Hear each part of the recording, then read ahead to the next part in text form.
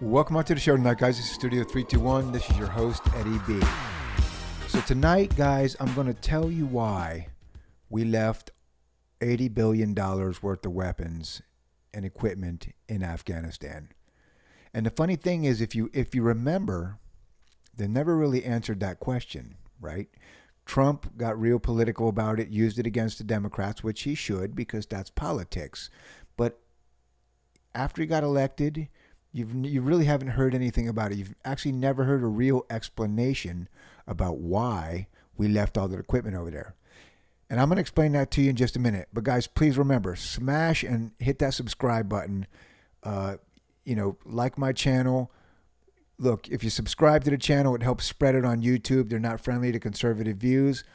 So we got to do it on our own. Like-minded people, man, we got to stick together. So smash that subscribe button and let's get back to it. So here we go. So for me to explain this, we're gonna have to go back in a little bit of history lesson here. People who know me know I'm a history buff. You know, when all this was going down, I was studying it and I was like, man, it just doesn't make any sense. Like, nobody would just make a mistake like that and leave $80 billion worth of weaponry and equipment, right? Because that's too big.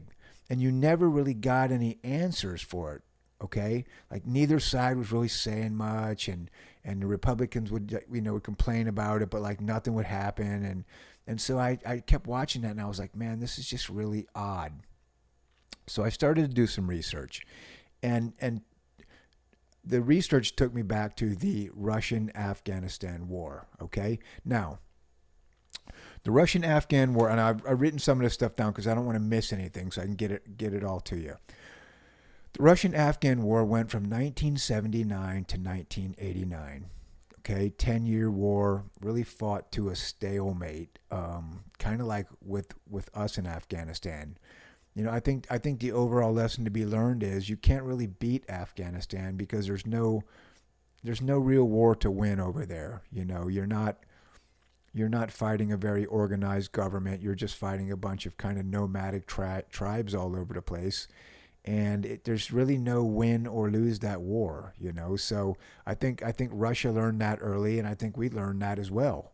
But you know, that's a side note. So Russia fought against the Mujahideen. Okay, the Mujahideen they were basically a anti-communist group, kind of a hodgepodge group of fighters over there. Now, the Afghanistan government was communist, okay? And the Mujahideen was not communist, didn't want it. And so they were fighting the Afghan government. They were considered rebels. Well, Russia came in there to back up the government. And so it was Russia and the communist, wing of the Afghan government fighting against the Mujahideen. And the Mujahideen they were tough fighters, man, and I guess that would back then would be what we would have kind of fought against as the Taliban, right? So they fought for 10 years, kind of to a stalemate. Nothing was really going on, but the Soviet Union at home was crumbling. Okay, they were in the arms race with Ronald Reagan. He was crushing them. He was crushing them economically, and the Soviet Union was fracturing, which it eventually it fell apart in 1991. So that was just 2 years after the end of the Afghan war. But they were already heading down that path. They really couldn't afford the war anymore. So what ended up happening is they ended up just basically ending the war and kind of abruptly pulled out, of Afghanistan. And so I'm going to skip ahead on this part and I'm going to tell you something. Then we're going to go back to that. We're going to pick right back up where we left off. So I know a lot of people who have been over there, spent a lot of time. I have family that fought in that war. I have a lot of friends who fought in that war. And, we would have a lot of conversations about the war and, because I'm a tactical guy, we're talking about the tactics and how they fought the Afghans and this and that. And something always kept coming up in every conversation I had because, I'm always asking about, hey, what kind of weapons were out there? What were they using? What were y'all using? Things like that. And the same thing always kept coming back. They were always fighting against Russian weaponry, right? Russian or Chinese, but mostly, old Russian weaponry. And a lot of the times they would say, they were fighting against weaponry left behind from the Russian-Afghan war.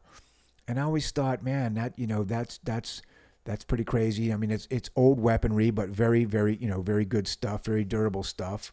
And so I started doing some studying on that as well. So, well, what did they leave behind in Afghanistan when they left that we ended up fighting in the future? Okay, well, a lot of people know, and if you watch a lot of the special forces stuff, stories about guys over in Afghanistan, they're always talking about getting shot at by PKMs, which is a medium heavy weapon. It can be, tripod mounted or handheld. Super tough weapon, scary, and it kind of makes a funny noise, so when you're getting shot at by a PKM. So that was one that got left behind by the Russians during the Afghan war. Also the Dishka. You would probably know that Dishka by it's a big 50 caliber. It's always mounted on the back of those Hilux trucks. You always see those pictures of like Toyota trucks over there with a big old huge machine gun mounted in the back. Yeah, that's a Russian Dishka. Now that, again, a bunch of those were left behind from the Afghan war. The RPG-7 and the RPG-29, which is that famous Russian shoulder launcher that we always see, like the Rambo movies and stuff. Same thing, right? All of that stuff was left behind. And a lot of the artillery shells that were left behind by the Russian, by the Russian army ended up being used for IEDs, wired differently to blow up tanks and things like that. So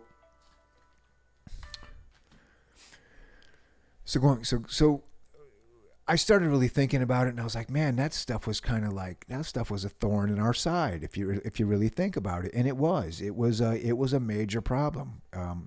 So then I started putting little things together, and I think you might see where I'm kind of going with this, right? So getting back to the end of the Soviet war. So the Soviet leaves, they leave all this weaponry there. And then, of course, 10 years later, we're over there fighting, and they're using all this weaponry against us, okay? Now, if you look at the history of everything, the way that went down, fast forwarding to now, and here we are at the end of the Afghan war, and we're getting ready to leave. So what does our government do, right? They're looking at this, and they're saying to themselves,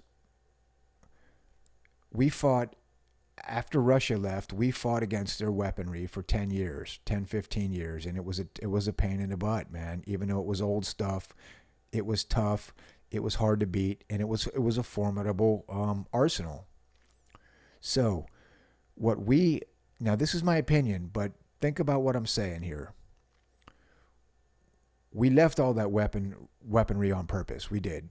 We left it behind to arm the new Afghan army, whoever that may be, the tribes, whoever was going to come to power, because you never know over there who's going to take power.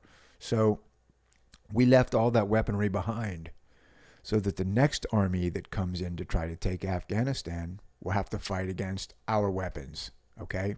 Now, you kind of got to ask yourself, well, why wouldn't they just tell us that, right? Why wouldn't the State Department or the Department of Defense, why wouldn't they just come out and say, hey, America, we want to leave this this weaponry behind?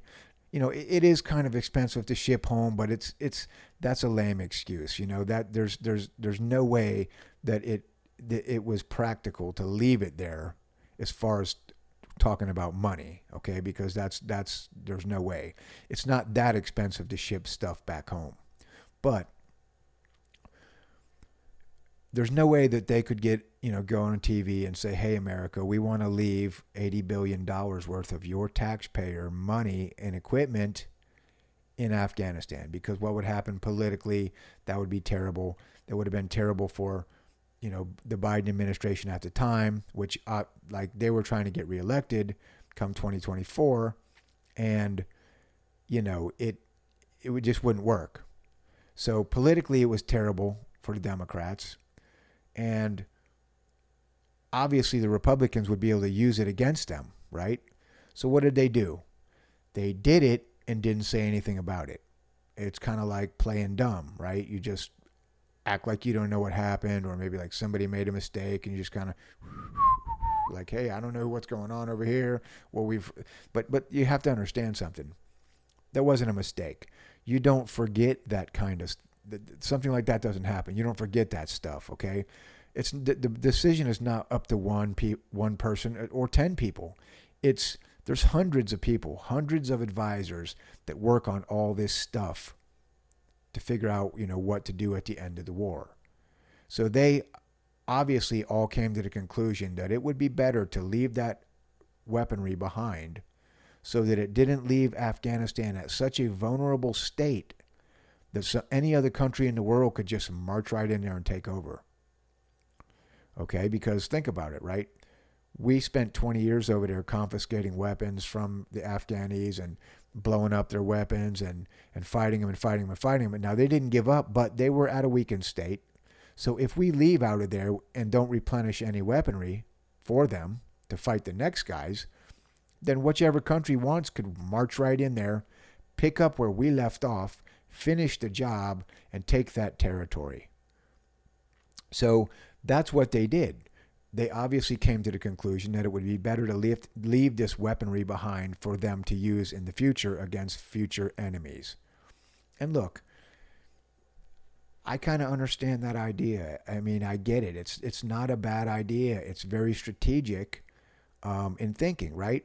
Now, they had to lie to the American people to pull it off. And that's the part that I don't like because, I understand in a certain way. Sometimes it's better to ask for forgiveness than permission. That's the old saying, right? Well, they just did it. First of all, they're not going to ask for forgiveness because they're just not talking about it. But on the other side of that, this is a government by the people. I mean, the people are supposed to know, even though sometimes the people seem so dumb that they can't grasp these ideas and understand, and it causes uproars. So, I mean, I honestly, I can kind of understand both sides of this, but I'm almost 100% sure that's why they did it. Okay. And it does make sense because all they did is basically copied what the Soviets did on accident. And like I said, I don't think the Soviets planned it that way. They had to get out of there because they were going broke, Like I said, Reagan was outpacing them in the arms race. They were going broke. The Soviet Union was cracking and falling apart. They had to get out of that war. They left all the equipment behind. The Afghans took that equipment. They sold it. They kept it in the country. 10 years later, they were fighting against us with it. It was a major pain in the butt for us to fight against that equipment because it was very durable stuff. And we learned a lesson from that. So we left all our equipment when we left so that they can use that against the next guy that tries to, invade Afghanistan. And again, I do understand the thinking there. I do. It's just, it sucks that, they just lie to the American people.